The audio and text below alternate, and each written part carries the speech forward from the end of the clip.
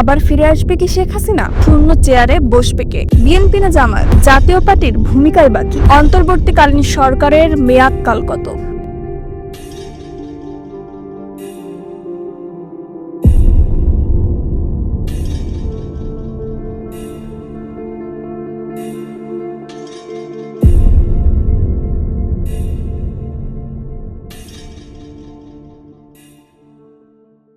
অন্তর্বর্তীকালীন সরকারের মেয়াদকাল কত?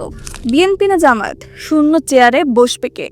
জাতীয় পার্টির ভূমিকায় বাকি আবার ফিরে আসবে কি শেখ হাসিনা, নাকি আসবে নতুন কোনো রাজনৈতিক সমীকরণ? দেশের অলি গলি, চায়ের দোকান থেকে শুরু করে আভিজাত্য রেস্তোরাঁতেও ঘুরপাক খাচ্ছে এই প্রশ্নগুলো। নানা তর্কে বিতর্কের পর যে প্রশ্নটি আসলেই ভাবাচ্ছে তা হচ্ছে, বাংলাদেশের রাজনৈতিক ভবিষ্যৎ এখন কোন পথে এগোচ্ছে? জুলাই আগস্টের গণ অভ্যুত্থানে বাংলাদেশের রাজনৈতিক প্রেক্ষাপটে যে নাটকীয় পরিবর্তন ঘটেছে তা ইতিহাসে বিরল। শেখ হাসিনার 15 বছরের রাজত্বের অধ্যায় শেষ যে এভাবে হবে তা হয়তো কল্পনাও করেনি কেউ।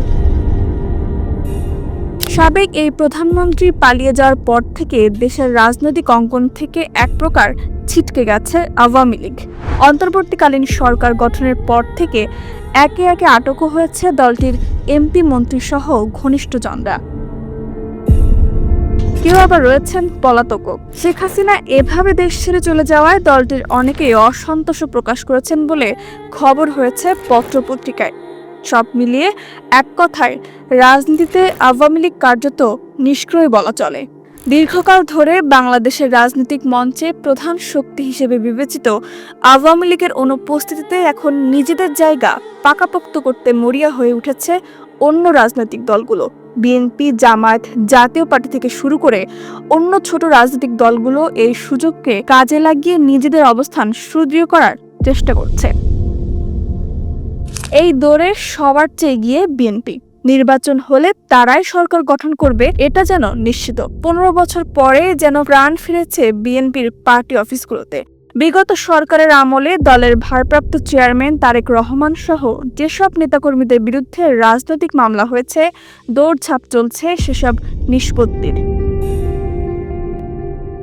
যদিও ঢাকার বাইরে বিভিন্ন এলাকায় বিএনপির নেতাকর্মীরা বিভিন্ন প্রতিষ্ঠানের দখলদারিত্ব চালাচ্ছে বলে অভিযোগ উঠেছে, তবে তাদের নেতৃবৃন্দ তা অস্বীকার করে বলছেন বিএনপি এখন রাজনীতি করছে। এদিকে অন্তর্বর্তী সরকারকে যৌক্তিক সময় দিতে প্রস্তুত থাকলেও রাজনৈতিক দলগুলোর সঙ্গে আলোচনা করে একটি রাষ্ট্র সংস্কার এবং নির্বাচনের রোডম্যাপ তৈরি করার ব্যাপারে দ্রুতই আলোচনা চায় বিএনপি। এরই মাঝে এক যুগ পর সশস্ত্র বাহিনী দিবসে সেনাকুঞ্জে বিএনপি চেয়ারপারসন বেগম খালেদা জিয়ার উপস্থিতি রাজনীতিতে নতুন আলোচনার জন্ম দিয়েছে। খালেদা জিয়া বিএনপির রাজনীতিতে কতটা সক্রিয় থাকবেন এ আলোচনা যেমন আছে, তেমনি অন্তর্বর্তী সরকার বিএনপিকে তুষ্ট রাখতে তৎপর কিনা চলছে এমন আলোচনাও। এদিকে জুলাই আগস্ট ছাত্র জনতার আন্দোলনের শীর্ষ সমন্বয়করাও এদিন দেখা করেন বেগম জিয়ার সঙ্গে। বৈষম্য বিরোধী ছাত্র আন্দোলনের নেতা হাসনাত আব্দুল্লাহ গণমাধ্যমে দেয়া এক সাক্ষাৎকারে দেশে বাইনারি পলিটিক্সের বিপক্ষে কথা বললেও বিএনপি চেয়ারপারসনের সঙ্গে তাদের এই সাক্ষাৎ কী ইঙ্গিত দিচ্ছে তা নিয়েও চলছে আলোচনা সমালোচনা। এদিকে বিএনপি আলোচনায় তাগাদা দিলেও তাদের দীর্ঘ সময়ের মিত্র জামায়াত ইসলামীর ভাবনা কিছুটা যেন ভিন্ন। তারা এই সরকারকে যথেষ্ট সময় দিতে চায়। গণমাধ্যমের সূত্রে বিএনপি জামায়াতের মধ্যকার মতপার্থক্যর বিষয়টি স্পষ্ট। জামায়াত ব্যস্ত সময় পার করছে ইসলামী দলগুলোর সঙ্গে রাজনৈতিক ঐক্য গড়ে তোলায়। সমাজ সেবাতেও বেশ তৎপর দেখা গেছে তাদের। গণমাধ্যমের সূত্র অনুযায়ী ইসলামী দলগুলোকে ঐক্যবদ্ধ করার চেষ্টা করছে তারা। বলা হচ্ছে দলটি চাইছে যেসব এলাকা ইসলামী সংগঠন এবং রাজনৈতিক দলগুলোর অবস্থান ভালো সেসব এলাকায় ঐক্যবদ্ধভাবে সামনে আসা। এই প্রক্রিয়ার অংশ হিসেবে ইতিমধ্যে কয়েকটি ইসলামী দলের নেতাদের সঙ্গে জামায়াতের আমিরের বৈঠক হয়েছে বলেও উঠে এসেছে গণমাধ্যমে। অর্থাৎ রাজনৈতিকভাবেও শক্ত অবস্থান তৈরি করতে চাইছে জামায়াত। যদিও গণমাধ্যমে দেওয়া সাক্ষাৎকারে রাজনৈতিক জোট গঠনের বিষয়টি অস্বীকার করেন জামায়াত ইসলামের কেন্দ্রীয় প্রচার সম্পাদক মতিউর রহমান আকন্দ। এদিকে আওয়ামী লীগ সরকারের আমলে প্রধান বিরোধী দলে থাকা জাতীয় পার্টির অবস্থান কি হবে সেটি নিয়ে রয়েছে ধোঁয়াশা। স্বৈরাচারী সরকারের দোষর অভিযোগ বয়ে নিয়ে ছাত্র জনতার দৌড়ের উপর রয়েছে লাঙলধারীরা। বিক্ষোভের মুখে জ্বালিয়ে দেওয়া হয়েছে জাপার কেন্দ্রীয় কার্যালয়ও। সেই সঙ্গে নিজেদের মধ্যকার অন্তকন্দল তো রয়েছেই।